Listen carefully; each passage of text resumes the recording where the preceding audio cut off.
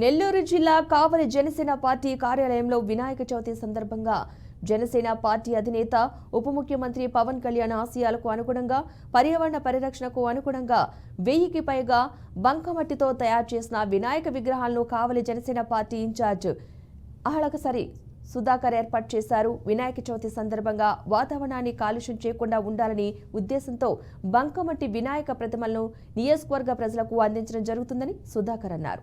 ఈ బంకమట్టి వినాయక విగ్రహాలలో ఆక్సిజన్ విడుదల చేసే వివిధ రకాల మొక్కలు వచ్చేలా విత్తనాలను ఉంచడం జరిగిందన్నారు.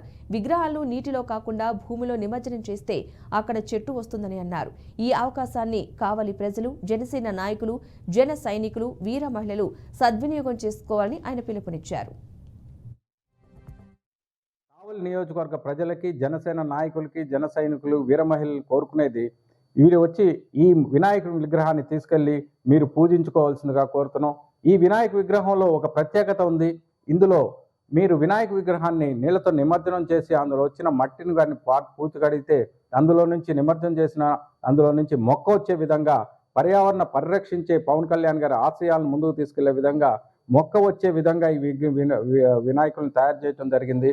కాబట్టి వీటిని ప్రతి ఒక్కరూ కావలి నియోజకవర్గ ప్రజలు కానీ, మా జనసేన నాయకులు, జన సైనికులు, వీర మహిళలు అందరూ ప్రతి ఒక్కరు ఆ రోజు ముందు రోజు వినాయక చవితి ముందు రోజు సాయంత్రం పంచడం జరుగుతుంది చెప్పిన విధంగా.